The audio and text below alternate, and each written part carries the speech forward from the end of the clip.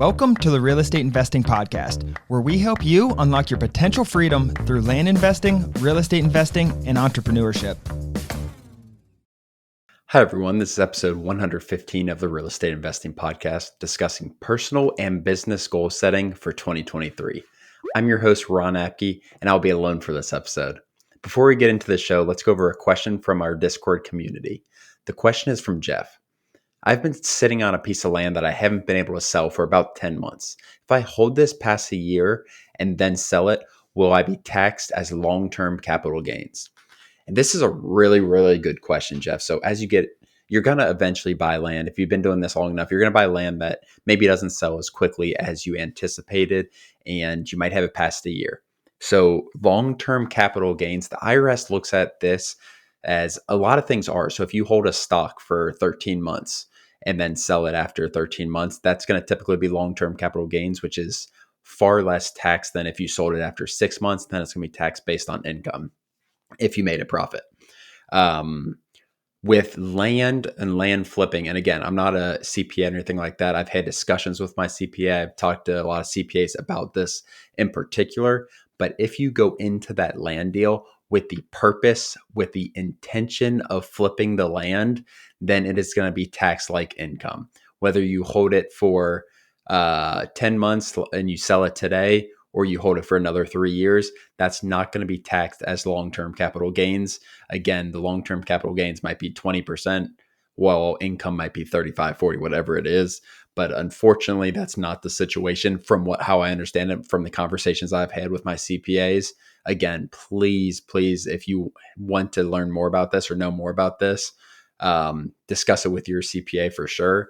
But as far as my understanding with it is, if you go into it, the IRS views the intent. So if you go into it with the intent to flip the land, then that is going to be automatically taxed as income whenever you sell it.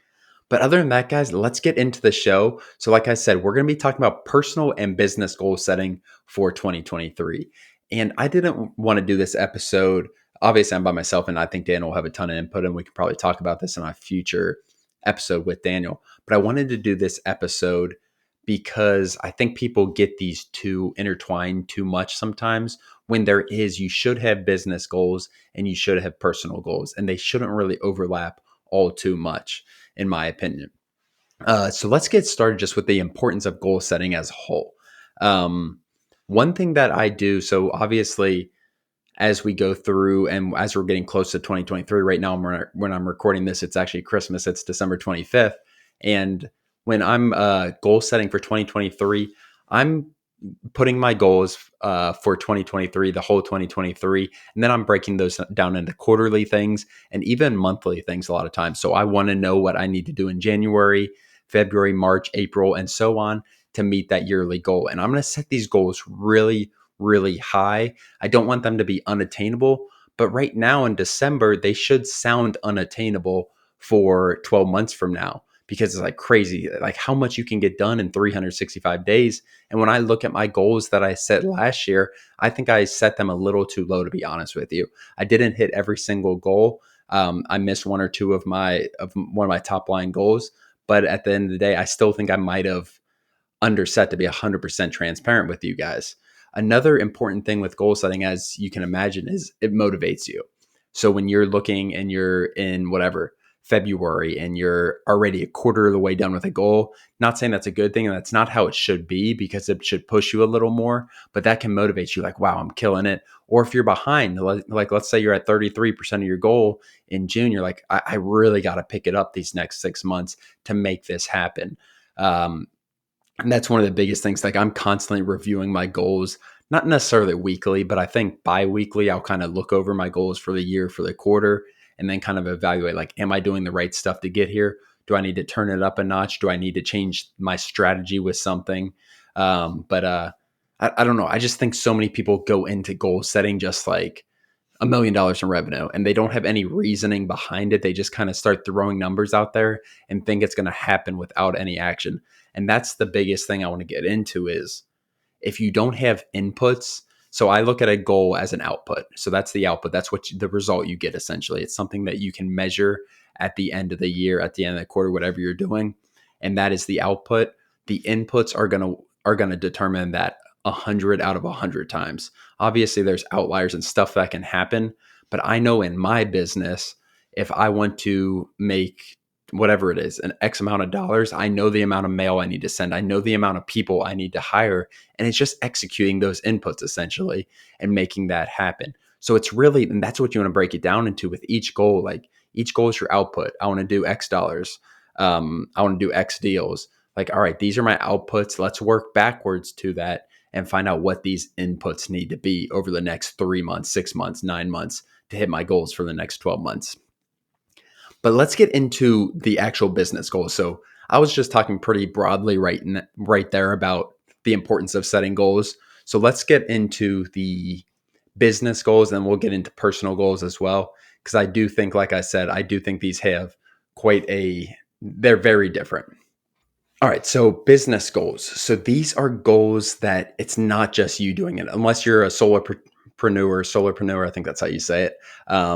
And you don't have a team around, you don't have a business partner, whatever it is. This is these are shared goals with your team. We just did our goals set or our goal meeting with our team over the last 2 weeks or so. And we had individual meetings with each person, but we also had a team meeting. Like, here's what we did in 2022. Here's our goals. Here's what we hit. Here's what we didn't hit. Here's our 2023 goals. And then what we did, we broke down each goal into each individual person. Like, all right, our transaction coordinator, you're going to have a huge effect on this goal. Salesperson, huge effect on this goal. And a lot of them overlap. So a salesperson and transaction coordinator can have huge effects on two goals, whether it's our revenue goal, whether it's our amount of deals, whatever it is. And then we kind of break it down. So each one of them, they don't contribute to every single goal, each person, but a lot of them do overlap, and they can see how that works. And it really gives that team vibe, I think. So that's a huge part of the business thing. And you want to make it sound unattainable. Like I said, for the first part, you want to make it sound unattainable, but you also want to have steps to how to attain those goals. And that's what you're going to outline with your team. And again, if this is just yourself, it should be just about that LLC, that business. So if you're doing land flipping, for obviously this is kind of what we're talking about. If you're doing land flipping and it's just you, like this is your business, you started it maybe 6 months ago, you haven't expanded a team, that's fine. That's great. You're in a really good spot. So for 2023, keep those business goals around your business. Treat it like a business, not like it's you personally, because hopefully you want to grow this past just yourself. So treat it like a business just like that and write it out, and don't have it overlap with your personal goals. But let's get into personal goals a little bit, because I think this is a really important thing that sometimes people just get it just overlaps so much with the business goals.